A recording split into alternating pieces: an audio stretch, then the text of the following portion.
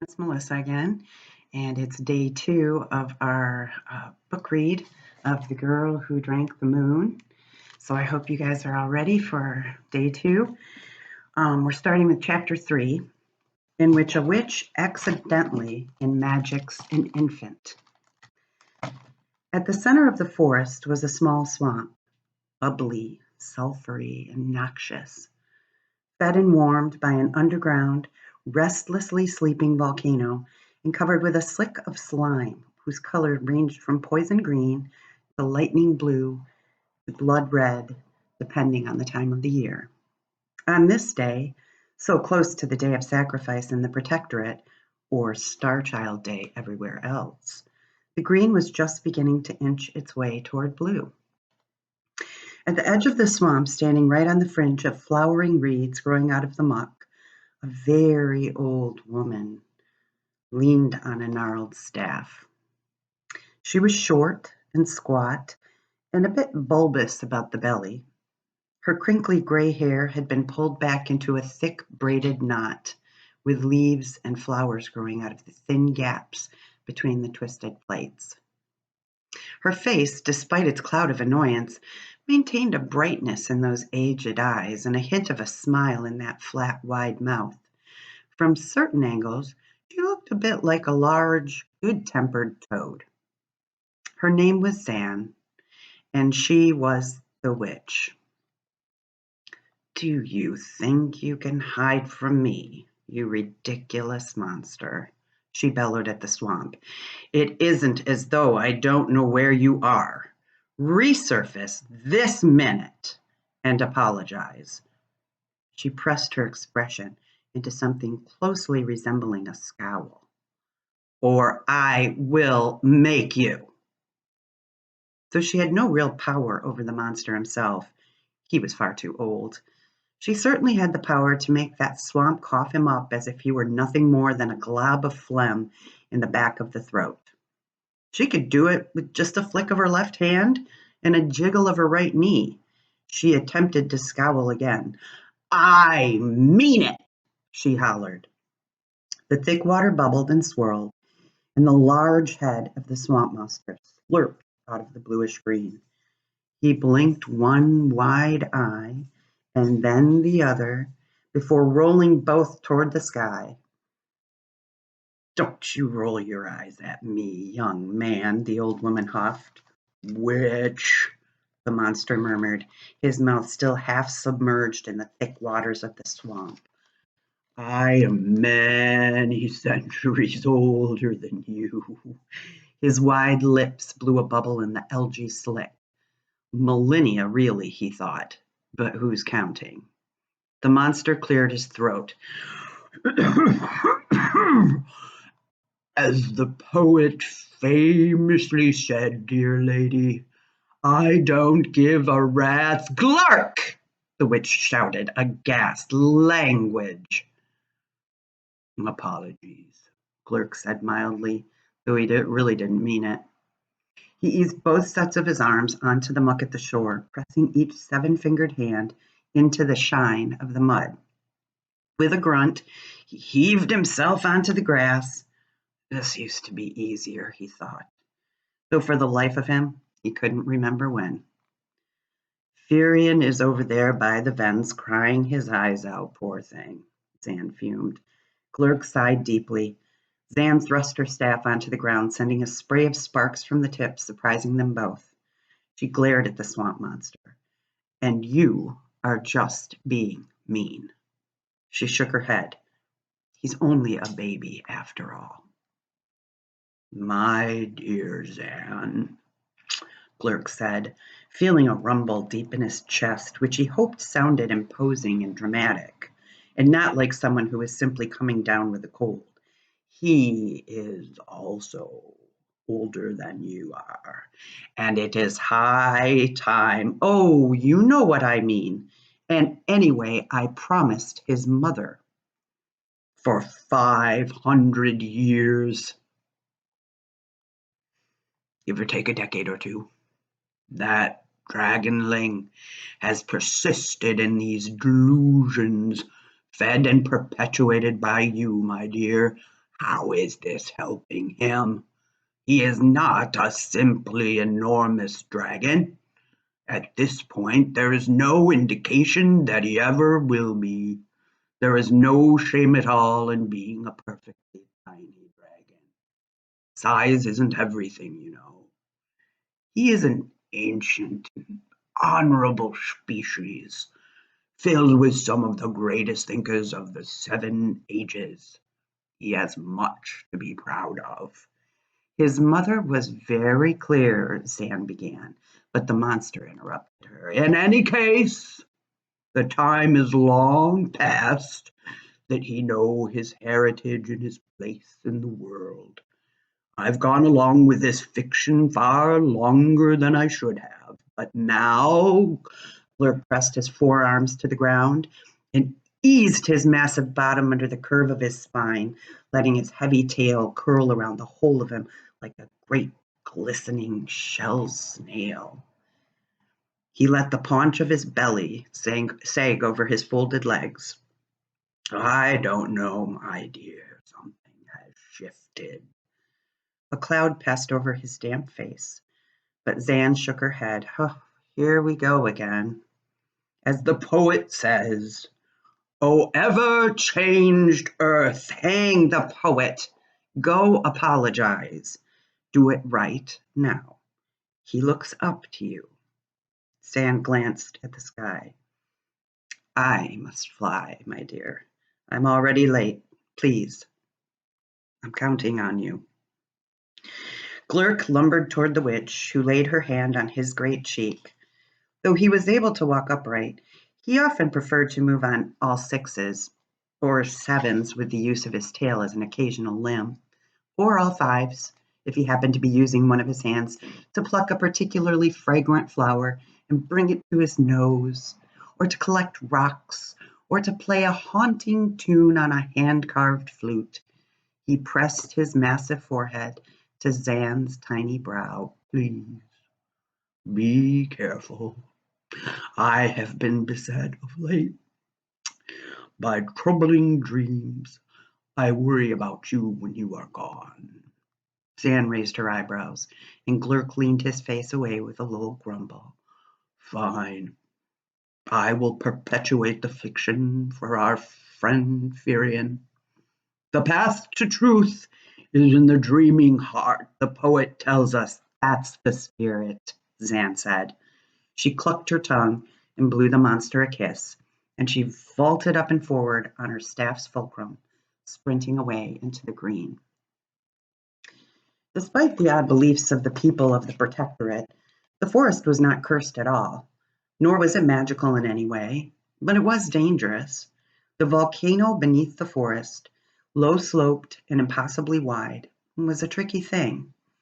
It grumbled as it slept, while heating geysers till they burst, and restlessly whirring at fissures until they grew so deep that no one could find the bottom. It boiled streams and cooked mud and sent waterfalls disappearing into deep pits, only to reappear miles away. There were vents that spewed foul odors, and vents that spewed ash, and vents that seemed to spew nothing at all, until a person's lips and fingernails turned blue from bad air, and the whole world started to spin. The only true safe passage across the forest for an ordinary person was the road, which was situated on a naturally raised seam of rock that had smoothed over time. The road didn't alter or shift. It never grumbled. Unfortunately, it was owned and operated by a gang of thugs and bullies from the Protectorate. Zan never took the road. She couldn't abide thugs or bullies. And anyway, they charged too much, or they did the last time she checked. It had been years since she had gone near it, many centuries now. She made her own way instead, using a combination of magic and know-how and common sense. Her treks across the forest weren't easy by any means, but they were necessary. A child was waiting for her, just outside the Protectorate, a child whose very life depended on her arrival, and she needed to get there in time. For as long as Zan could remember, every year at about the same time, A mother from the protectorate left her baby in the forest, presumably to die. Zan had no idea why, nor did she judge, but she wasn't going to let the poor little thing perish either.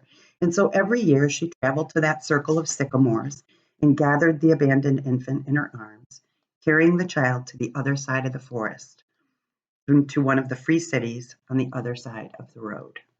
These were happy places, and they loved children.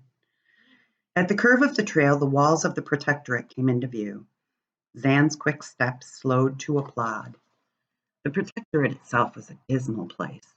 Bad air, bad water, sorrow settling over the roofs of its houses like a cloud. She felt a yoke of sadness settle into her bones. Just get the baby and go, Zan reminded herself, as she did every year. Over time, Zan had started making certain preparations. A blanket woven of the softest lamb's wool to wrap the child and keep it warm, a stack of clothes to freshen a wet bottom, a bottle or two of goat's milk to fill an empty tummy. When the goat's milk ran out, as it invariably did, the trek was long and milk is heavy.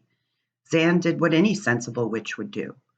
Once it was dark enough to see the stars, she reached up one hand and gathered starlight in her fingers, like the silken threads of spiders' webs, and fed it to the child. Starlight, as every witch knows, is a marvelous food for growing infant. Starlight collection takes a certain knack and talent, magic for starters, but children eat it with gusto. They grow fat and sated and shining. It didn't take long for the free cities to treat the yearly arrival of the witch as something of a holiday. The children she brought with her, their skin and eyes bright with starlight, were seen as a blessing. Zan took her time selecting the proper family for each child, making sure their characters and inclinations and senses of humor were a good match for the little life that she had cared for over the course of such a long journey. And the star children, as they were called, grew from happy infants to kind adolescents to gracious adults. They were accomplished, generous of spirit, and successful. When they died of old age, they died rich. When Zan arrived at the grove, there was no baby to be seen, but it was still early. She was tired. She went to one of the craggy trees and leaned against it, taking in the loamy scent of its bark through the soft beak of her nose. Sleep might do me good, she said out loud. And it was true, too. The journey she'd been on was long and taxing, and the journey she was about to begin was longer and more taxing. Best to dig in and rest a while. And so, as she often did when she wanted some peace and quiet away from the home, the witch Zan transformed herself into a tree. A craggy thing of leaf and lichen and deep-grooved bark, similar in shape and texture to the other ancient sycamores standing guard over the small grove. And as a tree, she slept. She didn't hear the procession. She didn't hear the protestations of Antane, or the embarrassed silence of the council, or the gruff pontifications of Grand Elder Gerland. She didn't even hear the baby when it cooed, or when it whimpered, or when it cried. But when the child opened its throat into a full-fledged wail, Zan woke up with a start. "Oh, my precious star," she said in her craggy, barky, leafy voice, for she had not yet untransformed. "I did not see you lying there." The baby was not impressed. She continued to kick and flail and howl and weep. Her face was ruddy and rageful, and her tiny hands curled into fists. That birthmark on her forehead darkened dangerously. "Just give us a second, my darling. Auntie Zan is going as fast as she is able." And she was. Transformation is a tricky business, even for one as skilled as Zan. Her branches began to wind back into her spine, one by one, while the folds of bark were devoured bit by the folds of her wrinkles. Zan leaned on her staff and rolled back her shoulders a few times to release the kinks in her neck, one side and then the other. She looked down at the child, who had quieted some, and now was staring at the witch in the same way that she had stared at the Grand Elder, with a calm, probing, unsettling gaze. It was the sort of gaze that reached in to the tight strings of the soul and plucked like the strings of a harp. It nearly took the witch's breath away. Bottle, Zan said, trying to ignore the harmonics ringing in her bones. You need a bottle. And she searched her many pockets to find a bottle of goat's milk, ready and waiting for a hungry belly. With a flick of her ankle, Zan allowed a mushroom to enlarge itself enough to make a fine stool to sit upon. She let the child's warm weight rest against the soft lump of her middle section and waited. The crescent moon on the child's forehead dimmed to a pleasant shade of pink, and her dark curls framed her darker eyes. Her face shone like a jewel. She was calm and content with the milk, but her gaze still bored into Zan, like tree roots hooking into the ground. Zan grunted. Well, she said, there's no use looking at me like that. I can't bring you back to where you were. That's all gone now, so you might as well forget about it. Oh, hush now, because the child began to whimper. Don't cry. You'll love the place where you are going to go, once I decide which city to bring you to. They're all perfectly nice, and you'll love your new family too. I'll see to that. But just saying so made an ache in Zan's old heart. She was, all at once, unaccountably sad. The child pulled away from the bottle and gave Zan a curious expression. The witch shrugged. Well, don't ask me, she said. I have no idea why you were left in the middle of the woods. I don't know why people do half the things they do, and I shake my head at the other half. But I am certainly not going to leave you here on the ground to feed some common stoat. Got better things ahead of you, precious child. The word precious caught strangely in Zan's throat. She couldn't understand it. She cleared the debris from her old lungs and gave the girl a smile.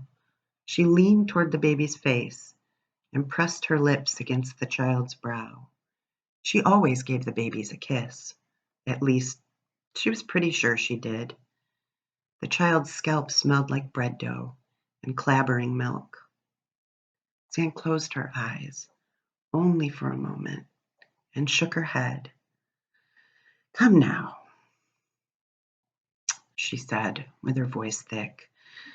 Let's go see the world, shall we? And wrapping the baby securely in a sling, Zan marched into the woods, whistling as she walked. And she would have gone straight to the Free Cities. She certainly intended to. But there was a waterfall that the baby would like, and there was a rocky outcropping with a particularly fine view.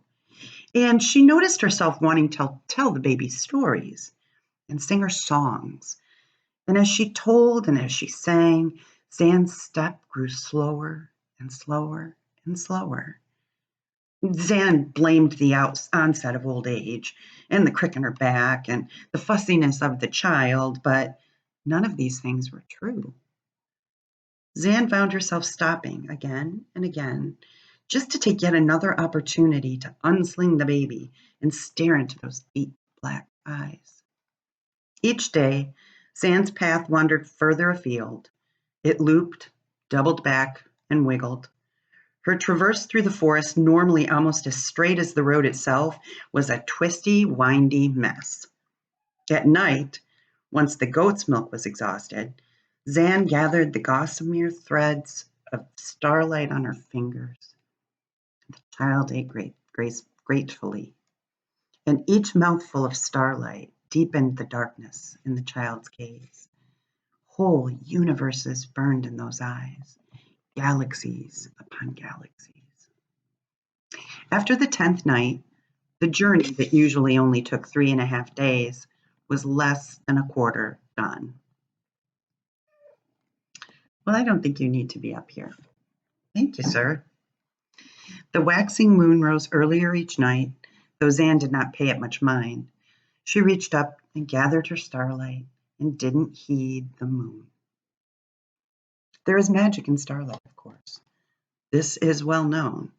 But because the light travels such a long distance, the magic in it is fragile and diffused, stretched into the most delicate of threads. There is enough magic in starlight to content a baby and fill its belly. And in large quantities, starlight can awaken the best in that baby's heart and soul and mind. It is enough to bless, but not to magic. Moonlight, however, that is a different story. Moonlight is magic. Ask anyone you like. Zan couldn't take her eyes off the baby's eyes.